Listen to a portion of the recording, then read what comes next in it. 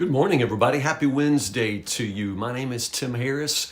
I'm the pastor at Woodburn Baptist Church, Woodburn, Kentucky, and it's good to be with you. Every day, 10 o'clock, we take 10 minutes and we go verse by verse through the Word of God. We are in today Genesis chapter 30, verses 25 to 43. How did you like it? If you're reading along with me, I appreciate it so much. What did you think? It is a crazy passage, but it's good.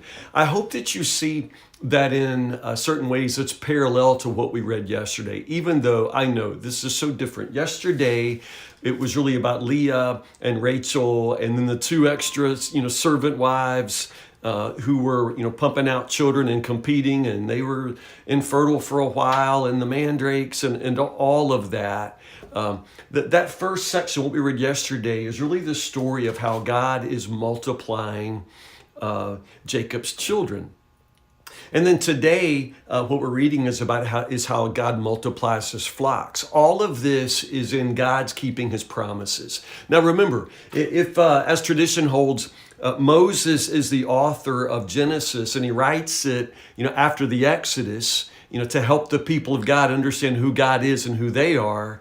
Then understand what an encouragement this kind of passage today that we read, because it just simply shows that God is able to work and bless and be present for and be powerful for his people, even outside the promised land. So wherever you go, God is there, and God is sovereign, and God is going to be at work. Do you see that? So, Jacob is still outside, of Canaan, outside the promised land of Abraham, but God is still working and blessing him in many ways despite himself.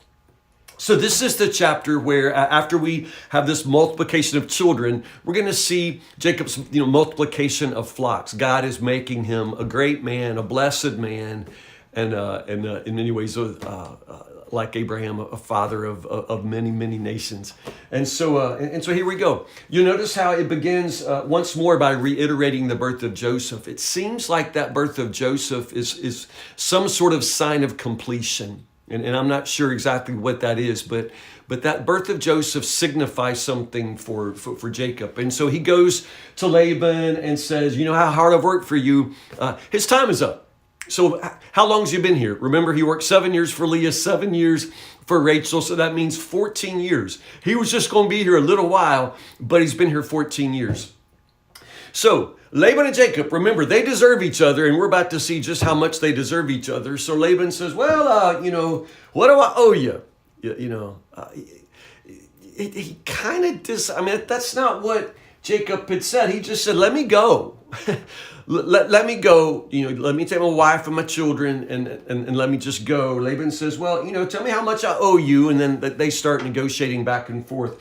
Notice how Jacob again reiterates, how hard I've worked for you. Jacob continues to emphasize the fact that he's been honest and he has fulfilled his side of their original agreement. How hard I've worked for you. And I love how he says this, how God has blessed you because of me. The Hebrew says there, God has blessed you according to my foot, which is funny. But it's a way of saying, man, everywhere I have stepped, God has blessed. God has blessed you because of my foot. Because I stepped foot in your house, God blessed your house. You understand how that works? I just love that little Hebrew idiom there. God blessed you because of my foot. Anyway, that's what he says. But notice in verse 31, don't give me anything. Once more, just like the other patriarchs, Jacob is going to be blessed because God blesses him and not because somebody else gives him a boost, So I don't want anything from you. And ultimately, he doesn't get anything from Laban, but the negotiation is interesting. And it's kind of confusing, and I'll probably say it all wrong, but just understand that original negotiation. Jacob just says, tell you what, you give me all of the speckled, striped, the multicolored among the sheep and the goats, and give me all the black sheep. And that will now be mine. Those will be my flocks. You give me that because everything you just got because I was working it anyway. So let's separate that out. And then I'll multiply my flock, and then, and you care for your flock, and that's what I'll do, right? Now, it's a pretty good deal for Laban, even if he were honest. He's not, but if he were, because those animals are going to be fewer and much more rare. It's going to be difficult for Jacob to increase a flock with just the black sheep and the speckled goats. Okay, but anyway, that's their agreement. They agree to that, but then quickly before Jacob can go, call the herd, Laban does it himself. He takes out all the black sheep. He takes out all the speckled goats. He, sends them like 3 miles up the road. And so basically he does give Jacob nothing. So now Jacob's tending the flock, and there are no black sheep. There are no striped sheep, And so Laban's already, outsmarted him.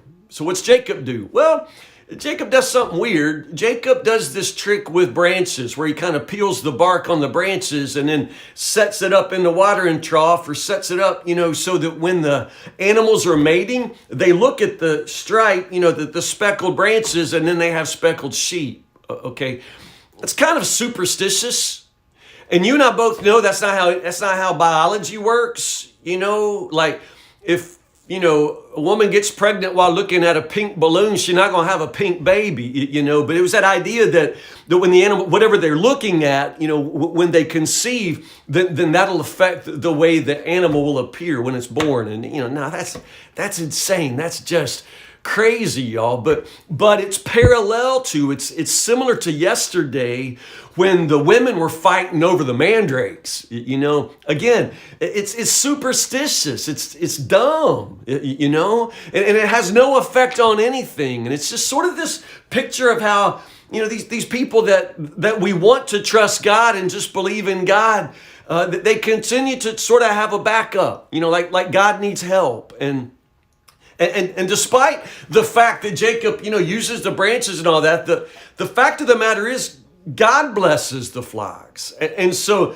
against all odds, explain this genetically, there are black sheep born out of this all white flock, and there's speckled goats born. And Jacob begins to, to take those for himself because that was the agreement.